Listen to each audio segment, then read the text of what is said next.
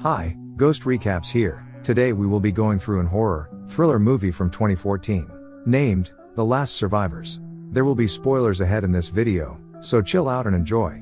In the future, Oregon has turned into an arid wasteland. It has been almost a decade since the last rain.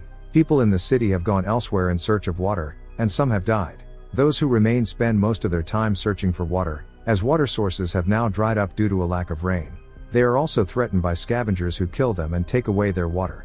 One of the survivors is 17-year-old Kendal, who lives in a farmhouse and cares for the orphan Dean.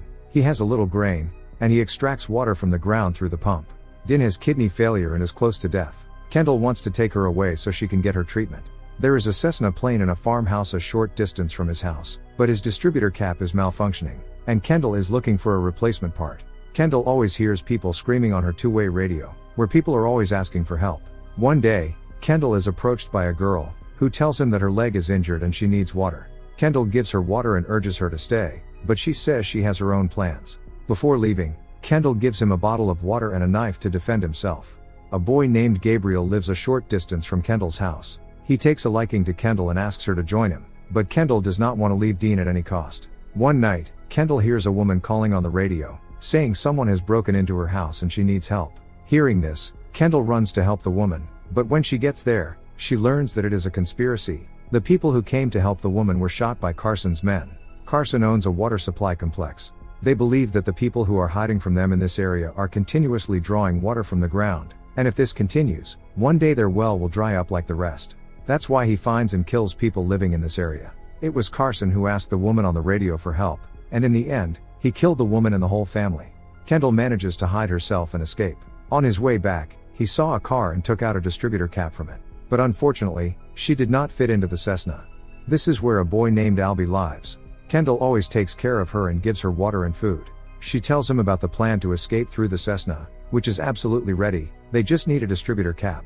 However, Albie says she is better off living on her own and repeatedly tells her not to visit him, as it attracts Carson's attention. After coming home, Kendal tries to get the water out of the pump, but she sees that there is much less water coming in now than before, which is a concern for her and Dean because their well, like everyone else's, will soon run dry, and there will come a day when not a drop of water will come out of the pump. Here we learn that both Kendal and Dean are orphans and grew up together. Dean has lost his sister, whom he has buried in a nearby field. That night, Dean tells Kendal that you no longer need to fix the plane, the water in the area is drying up now, and I won't be able to survive without water. You take the leftover water and go to my uncle's farm, which is 3 or 4 weeks away from here. But Kendal says that she is not going to leave him alone and go anywhere. One night, Kendal hears her neighbor Grace on the radio saying that her well is dry and she is thinking about going to Carson's camp. The next day, Kendal decides to go there too, so that if all goes well, she can also ask Carson for help. Grace tells Kendal that she has accepted Carson's offer to join her. Grace urges Kendal to come with her and Gabriel, as she believes Carson has medicine that can help Dean. However, Kendal is still suspicious, so she hides when Carson arrives. Carson suddenly kills Gabriel's entire family, stating that everyone except Gabriel is either too old or incapable of saving based on the limited amount of water available. A frightened Gabriel reluctantly joins Carson. Carson asks if anyone else is home, but Gabriel refuses. After he leaves, Kendal runs away. On the way, she meets a man who is going to kill Kendal, but Kendal kills him with her shotgun. After coming home, when she pumps water, there is not even a drop of water. Seeing this, she gets very upset. Dean says that Carson is continuously drawing water from the ground on a large scale, which is why our well has dried up. Today, Dean visited his sister's grave because he was missing her a lot. He tells Kendal that after my death, do not bury me but burn me along with the house in which we grew up. Dean fears that if Kendal buries her, she will never be able to leave this place. Kendal starts crying after hearing Dean's words, and tells him that we have to get out of here before this happens. When Kendal comes downstairs the next morning, she sees one of Carson's men standing outside, so she hides. And then here come Carson and his daughter Brooke with their people. He always suspected that someone lived in this farmhouse. Carson's man calls for them to come out, but Kendal does not come out because she knows that Carson will kill her as soon as she comes out. When no one comes out, Carson's people use the hit sensor. Kendal quickly runs to Dean, and both cover their bodies with foil paper. Carson's people release poison gas into the room before leaving. However, Kendal and Dean still do not come out because they are wearing gas masks. Carson is now convinced that no one lives here, but his daughter Brooke still has doubts.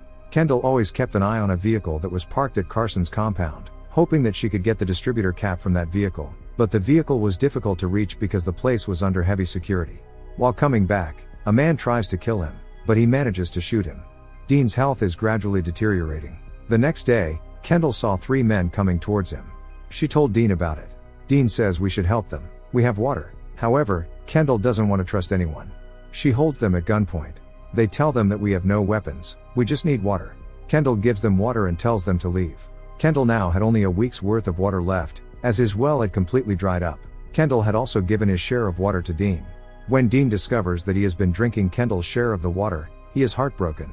Kendal says she can get the distributor cap from a car, but she can't get there, so Dean gives her a plan to get there. As per the plan, she rushes to the compound the next day and sets fire to the compound using a slingshot, due to which the guards are busy extinguishing the fire. Seeing the opportunity, she steals the distributor cap from the car and escapes from there. She was very happy to learn that the distributor cap would fit the Cessna. She quickly runs to Dean and tells him that we have found the distributor caps, and as soon as night falls, we will leave from here with Albie. Kendal comes down to get water and is knocked unconscious by a blow to the head. These were the same people Kendal had helped yesterday. They understood that Kendal has water, which is why she lives in this wasteland, and now they want to kill Kendal because they have seen her well, but before the woman can kill her, Dean comes out and kills everyone. Dean had saved Kendal, but after hearing the gunshots, Carson and his men were coming straight towards them. Dean hides Kendal in the car and tells her not to get out of the car no matter what, then comes out, where Brooke holds him at gunpoint while Carson asks about the other people. He said that there is no one else here except me, and I have killed everyone. But Carson is suspicious of him because, looking at his condition, it does not seem that he could kill 3 people. Carson told his men to search the place.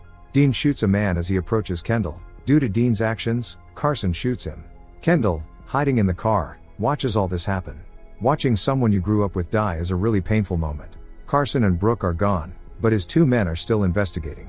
Kendal once again escapes Carson's men and retrieves a katana from a grave at Grace's farm. Now armed with weapons, she returns home and kills the priest and 2 other people. When Kendal removes his mask, it is revealed that one of the dead was Gabriel, who once liked her. He is very sad about this, but there is no time for regrets. Kendal takes Dean's body into the house, and, as Dean told her, she burns down the house along with Dean. She then goes to the farmhouse where the Cessna plane was. She fits the distributor cap in it, and now she's about to leave, but Albie isn't there. It turns out that Carson has taken him with him. She couldn't leave Albie because she had promised her that she would take him with her when she left. She races back to the compound to collect the Albie, attacks Carson's men, and kills all of his henchmen. When only Kendal, Carson, her daughter, and Albie are left, Carson attacks Kendal, but Kendal kills him with a katana. Carson's daughter Brooke almost defeats Kendal by putting her in a chokehold. Kendal breaks free just before she faints and attacks Brooke with a sword. She and Albie go to the Cessna. As they board the plane, Albie asks about Dean, and Kendal says he's going to stay at the farm. This is Ghost Recaps Movie Channel. Stay safe and enjoy your day.